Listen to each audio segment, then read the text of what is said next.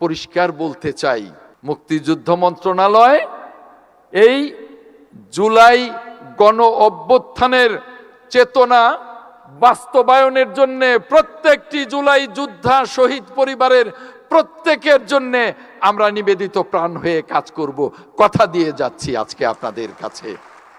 আর একটি কথা, আমার শ্রদ্ধেয় নেতা মাননীয় স্বরাষ্ট্রমন্ত্রী বলেছেন, তবু আমি বলি, জামায়াতের বন্ধুরা প্রায়ই বলেন ৭২% ভোট আপনারা অবজ্ঞা করেছেন।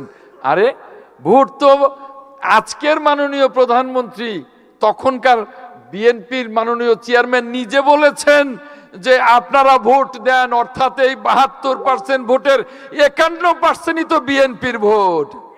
কার ভোটের জন্য আপনারা এভাবে কথা বলেন? আমাদের ভোট।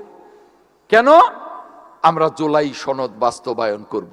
এই যে মাননীয় স্বরাষ্ট্রমন্ত্রী এখানে বসে আছেন, ওই যে একটা কমিটি হয়েছিল ডক্টর আলী রিয়াজের নেতৃত্বে, সেই কমিটিতে বিএনপির প্রতিনিধি ছিলেন স্বরাষ্ট্রমন্ত্রী জনাব সালাউদ্দিন আহমেদ।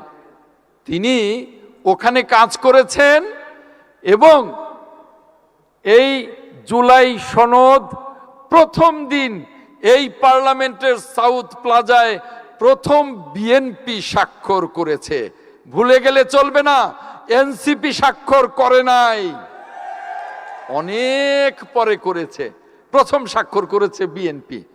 তাই বলতে চাই, গতকালকে মাননীয় প্রধানমন্ত্রীর বক্তব্য শুনেছি ওই ফার্ম গেটের কৃষিবিদ ইনস্টিটিউটে, স্পষ্ট করে বলেছেন আমরা জুলাই সনদ এবং জুলাইয়ের আকাঙ্ক্ষা বাস্তবায়নে কাজ শুরু করে দিয়েছি, একটা একটা করে সংস্কার শুরু করে দিয়েছি।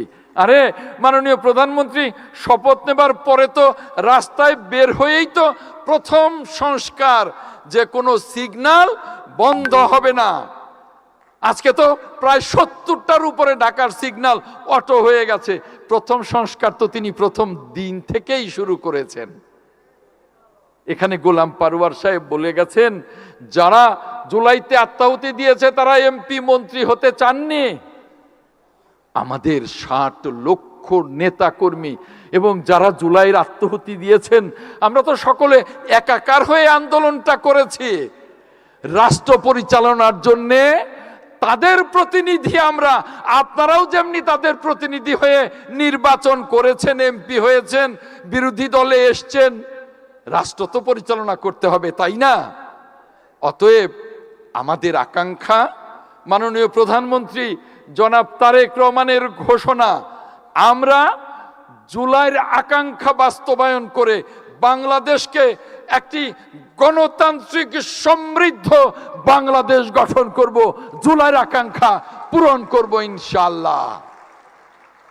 আপনাদের সকলকে অনেক অনেক ধন্যবাদ জানিয়ে আজকের অনুষ্ঠানে আপনারা সুশৃঙ্খলভাবে যারা যেটুকু করেছেন, আমি খুব দুঃখ প্রকাশ করছি তাদের হয়ে। আমি আর আগেই দুঃখ প্রকাশ করেছি যে কোনো অসংলগ্ন কিছু থাকলে সেটা সংশোধন করবার। আর আপনারা যারা আছেন এত চমৎকার সহযোগিতা করেছেন আমাদের অনুষ্ঠানকে সার্থক করবার জন্যে, আমার পক্ষ থেকে, আমার মন্ত্রণালয়ের পক্ষ থেকে আপনাদেরকে অনেক অনেক ধন্যবাদ জানাচ্ছি। সহযোগিতা করেছেন বিভাগীয় কমিশনার, ঢাকা জেলা প্রশাসন, সকলকে ধন্যবাদ জানাচ্ছি। আমাদের বিভিন্ন মন্ত্রণালয় সহযোগিতা করেছেন, ধন্যবাদ জানাচ্ছি। সামরিক এবং বেসামরিক কর্মকর্তারা সহযোগিতা করেছেন, ধন্যবাদ জানাচ্ছি। আমি আপনাদের সকলকে ধন্যবাদ জানিয়ে আগামী দিনে আসুন আমরা সকলে মাননীয় প্রধানমন্ত্রী জনাব তারেক রহমানের নেতৃত্বে এগিয়ে যাই একটি সমৃদ্ধ বাংলাদেশ গঠনে, জুলাইয়ের আকাঙ্ক্ষা বাস্তবায়নে। আল্লাহ হাফেজ।